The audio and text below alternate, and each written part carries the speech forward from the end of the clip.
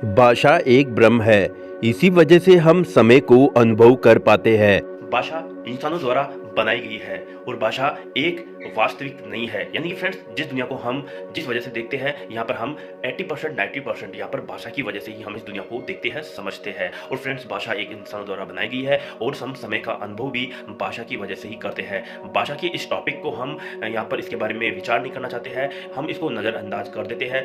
यदि मैं आपको यह कहूँ कि दुनिया वास्तविक नहीं है, यदि यह भ्रम है, तो आप इसी भाषा की वजह से जो एक एरर है फ्रेंड्स, ये इंसानों द्वारा बनाया गया है, इसलिए हम इसके नेगेटिव यहाँ पर विपरीत आप हमारे इस क्वेश्चन का जवाब देंगे कि ये दुनिया यदि वास्तविक नहीं है, भ्रम है, तो आप ये कैसे कर सकते हैं। और यहाँ पर हमारे लिए समय भी भाषा की वजह से ही बना है, इसलिए समय भी एक हमारा ब्रह्म है।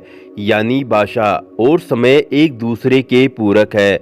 हमारे शरीर के काम करने की प्रकृति भी ऐसी है जिससे समय का जन्म हुआ। फ्रेंड्स, आखिर जीवन रियल है या फिर ये एक हमारा भ्रम है? और धरती पर जीवन की उत्पत्ति कैसे हुई, यानी कि वह कौन सा कारण था जिससे कि धरती पर जीवन की उत्पत्ति हुई? इस वीडियो के माध्यम से एक काल्पनिक एक्सपेरिमेंट से आपको बताया गया है। वीडियो को आखिर तक जरूर देखिएगा और अपना रिस्पॉन्स कमेंट बॉक्स में बताना मत भूलिएगा। Thank you.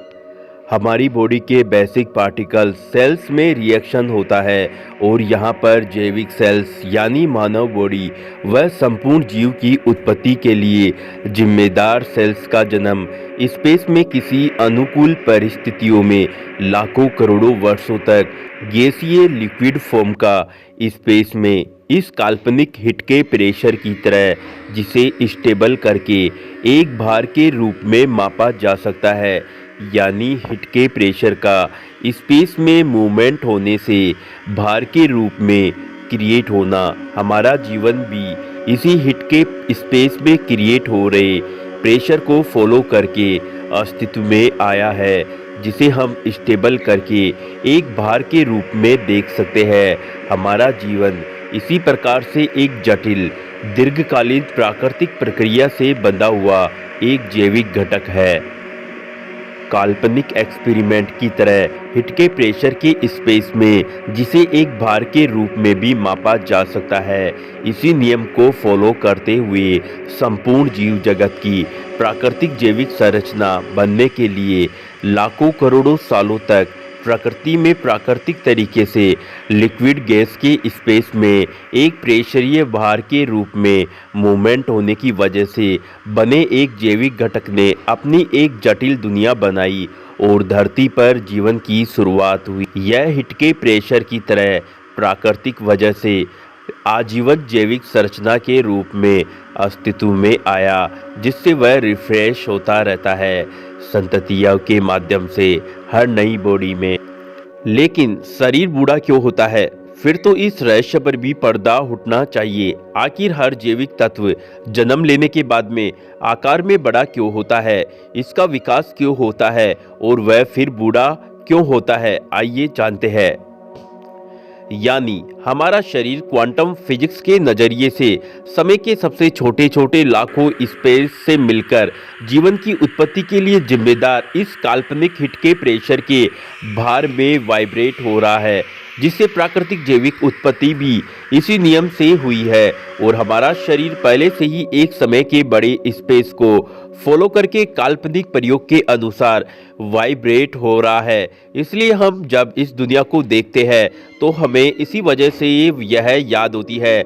यही कारण है कि हम भाषा का इस्तेमाल करते हैं, जो कि इस दुनिया की असली वास्तविकता को हमें दिखाने पर हमेशा के लिए एक पर्दा लगा देती है।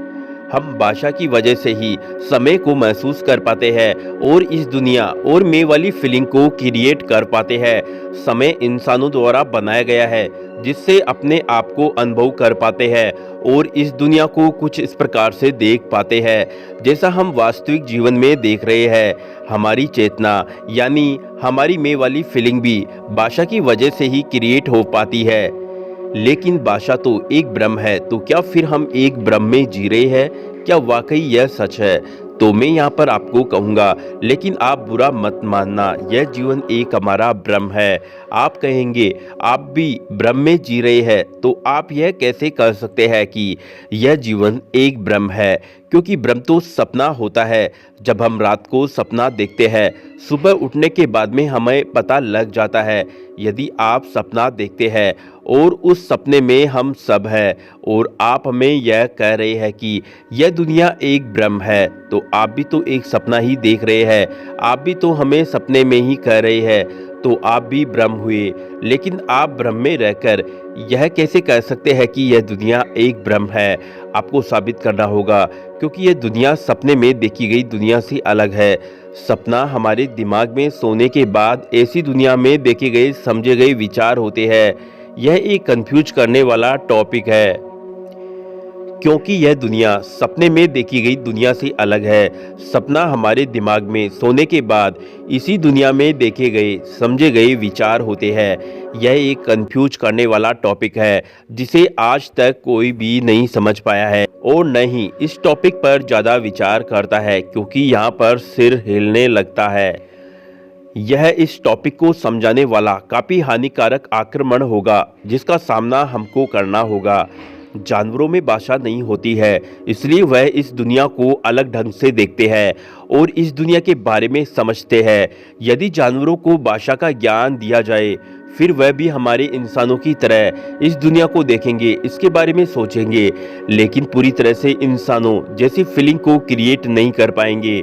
इसका प्राकृतिक जैविक कारण होगा, क्योंकि हर जीव का अलग अलग काल्पनिक हिट के प्रेशर की स्पीड के भार से बना है, जिससे कि हर जीव का दुनिया को देखने का नजरिया धीमा और तेज होता है इंसानों के मुकाबले। और दूसरा कारण, कई प्रकार के प्राकृतिक असंतुलन जानवरों में इंसानों की तुलना में देखे जाते हैं। चलिए आगे बढ़ते हैं। भाषा को इंसानी दिमाग से निकाल दिया जाए तो वह इंसान यानी उस इंसान की चेतना, आत्मा यानी मैं वाली फीलिंग मर जाएगी। उसके लिए यह दुनिया खत्म हो जाएगी, जब तक कि वह कुछ सालों तक इस दुनिया को वापस क्रिएट नहीं कर ले। लेकिन पहले जैसी बात नहीं रहेगी। पहले जो इंसान था उस बॉडी में उसकी हमेशा के लिए डेथ हो चुकी होगी। चलिए हम इस टॉपिक पर ज़्यादा बात नहीं करेंगे। दुनिया में किसी भी लैंग्वेज का हर शब्द समय के सबसे छोटे पैकेट के लाखों करोड़ों भाग से जुड़कर बना है। यदि हम क्वांटम फिजिक्स के नज़रिए से समय के सबसे डीप पॉइंट पर जाए तो वहाँ पर हमें समय का सबसे छोटा खिसकाव देखने को मिलेगा। इसलिए हम किसी भी शब्द का कभी भी किसी भी वाक्य में इस्तेमाल कर सकते हैं। चलिए मैं इसके बारे में भी बात नहीं करूँगा, क्योंकि यह वीडियो काफ़ी बड़ा हो सकता है। Thank you.